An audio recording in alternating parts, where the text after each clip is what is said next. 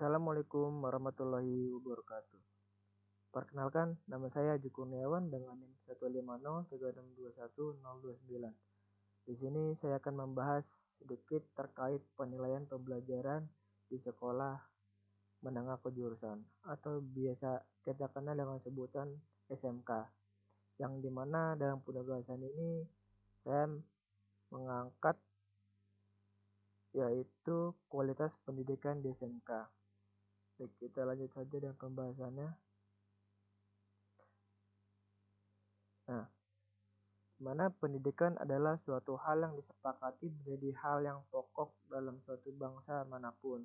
Kualitas pendidikan dalam suatu bangsa menjadi salah satu penentu kemajuan bangsa tersebut. Baik atau buruk kualitas pendidikan yang ada akan membuat bangsa atau negara tersebut mengalami ketertinggalan. Berbagai upaya pemerintah demi keberlangsungan pendidikan yang dapat dilihat dari isi Undang-Undang 1945 pada pasal 31 ayat 3 dan 4, di mana pasal tersebut menegaskan bahwasannya pemerintah mewajibkan kehidupan bangsa yang diatur dalam undang-undang dengan memprioritaskan anggarannya untuk pendidikan sekurang-kurangnya 20% dari APBN dan APBD.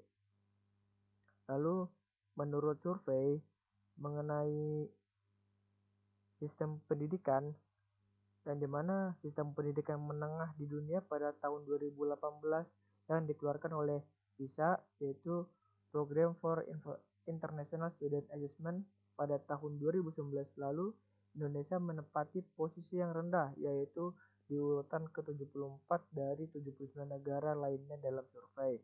Dengan kata lain, Indonesia berada di posisi ke-6 terendah dibandingkan dengan negara-negara lainnya. Nah, saat ini Indonesia sedang berupaya untuk meningkatkan mutu pendidikan di Indonesia dengan kurikulum, yaitu bisa tersebut Kurtilas. Penerapan kurikulum 2013 ini diharapkan dapat menjadi kesempatan yang bagus untuk Indonesia dalam meningkatkan kualitas pendidikan dan meningkatkan daya saing agar setara dengan negara-negara lainnya.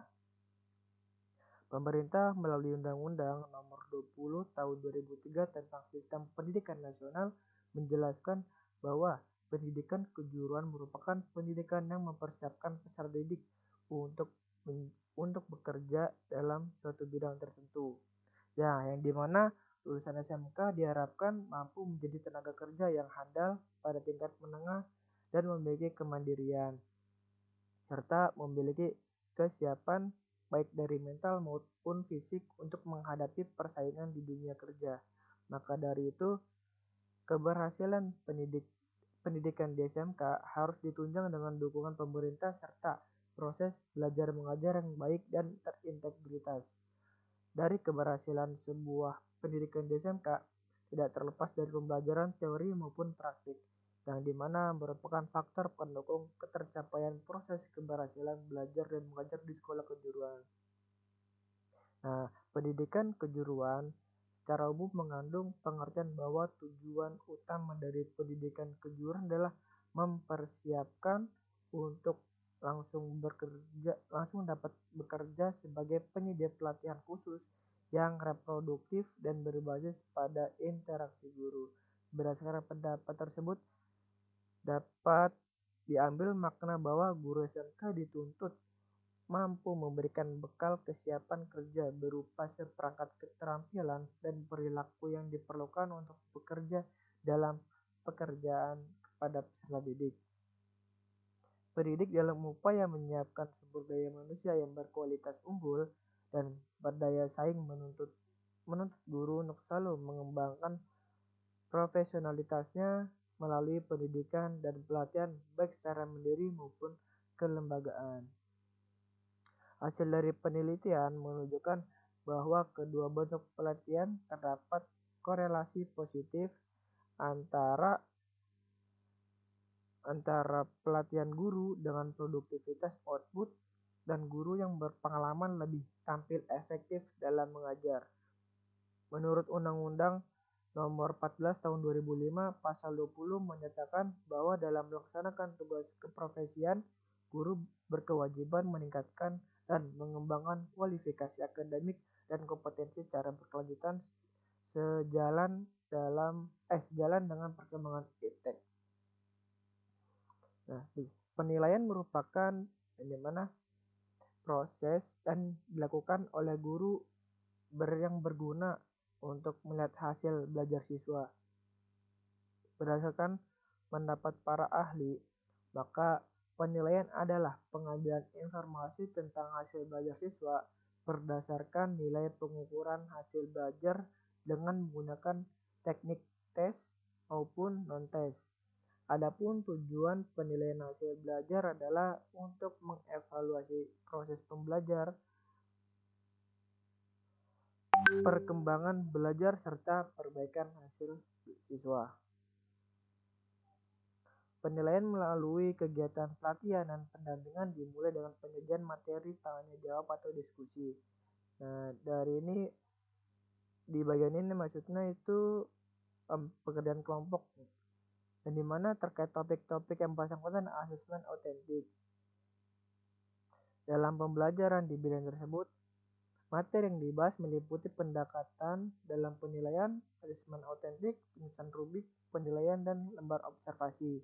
Nah, di mana seorang guru dalam melakukan penilaian tidak hanya sekedar memberi soal, namun harus ditindaklanjuti sebagai keperluan pembelajaran, dan dalam melakukan penilaian guru juga membutuhkan instrumen penilaian berbentuk soal yang menguji kemampuan kognitif, afektif, dan psikomotorik. Persoalan yang terdapat di tiap sekolah, soal masih mengukur dari segi ingatannya saja, sehingga kurangnya melatih keterampilan berpikir tingkat tinggi peserta didik, menyebabkan persoalan tersebut masih terbatas dalam mengerjakan soal yang berbasis atau yang berbasis dengan yang susah-susah, dan guru masih kurang dalam mengembangkan soal berbasis tersebut.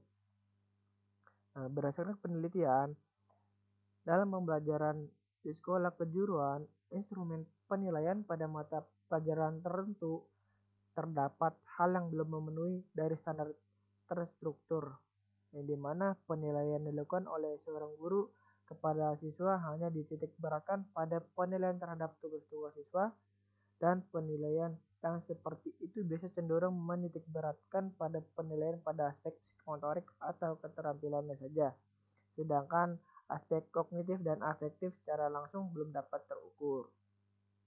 Nah, permasalahan ini juga ditegaskan oleh Menteri Pendidikan dan Kebudayaan Kemendikbudristek.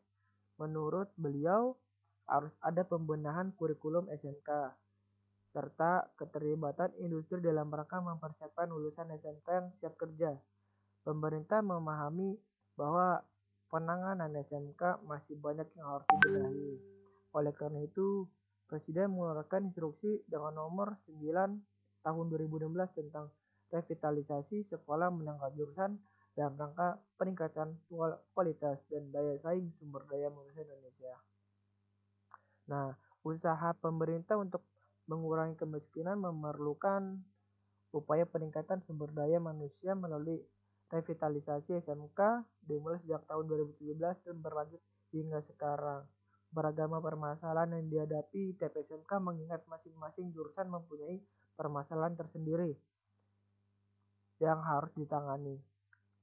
Terkait ketidaksesuaian karena perbedaan kurikulum, pihak menjadi faktor antara kualifikasi pendidikan dengan lapangan pekerjaan sering diistilahkan dengan mismatch atau kesenjangan. Menjalin kerjasama Nadudi merupakan harapan dari pendidikan kejuruan dengan menjadi wadah penyalur tenaga kerja yang mahir dan memiliki kompetensi terbaik. Hanya itu bisa saya sampaikan, kurang lebihnya mohon maaf. Wabillahi taufiq walhidayah. Wassalamualaikum warahmatullahi wabarakatuh.